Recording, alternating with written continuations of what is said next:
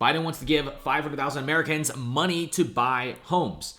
So if you look at new construction homes in the Dallas area, they're super expensive. Like even with the $20,000 price cuts, you're still looking at a little over $500,000.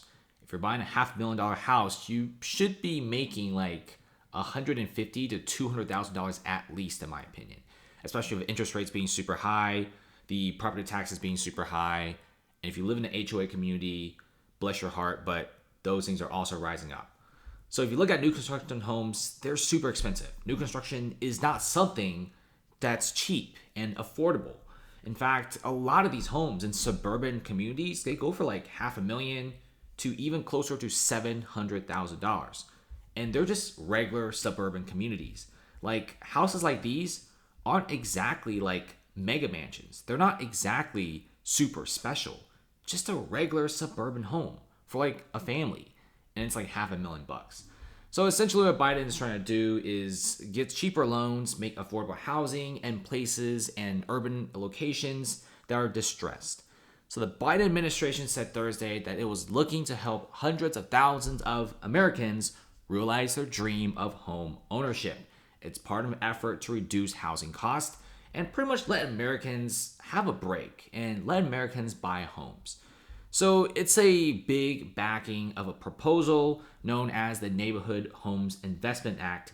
It would promote home ownership for additional 500,000 households while increasing neighborhood renovations and neighborhood investments, because there's a lot of places in the US that's pretty run down.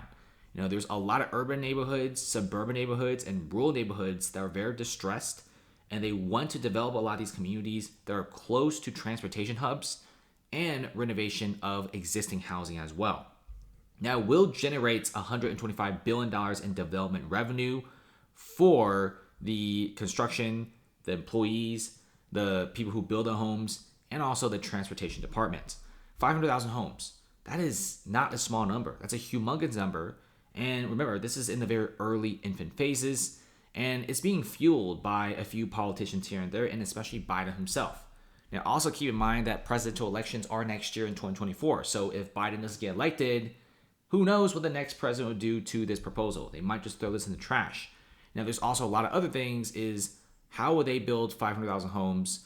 Where do they get the money for this? And how can they incentivize? Well, they're going to be lowering interest rates, but not really by that much, right? What I'm hearing is they're lowering interest rates by like 0.3%, but it's not set in stone. Maybe in the near future, the next few years, we could be seeing lower interest rates and lower loans and cheaper mortgages for households who need them.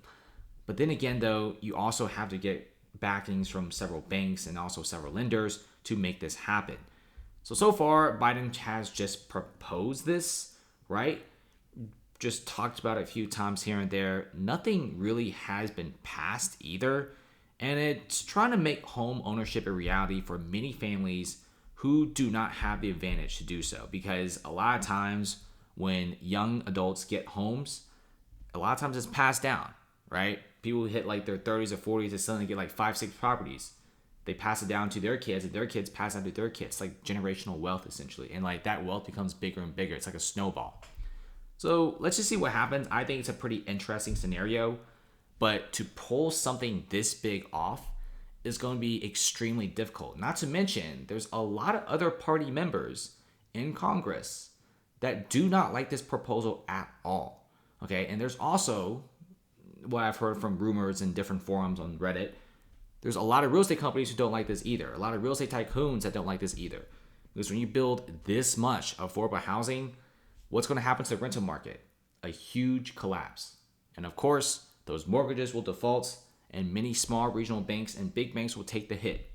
So a lot of headaches, a lot of things to go through, but just keep in mind that it's going to be a very, very difficult thing to pull off, let alone pass. But let's see what happens. Thanks for watching, guys. See you later.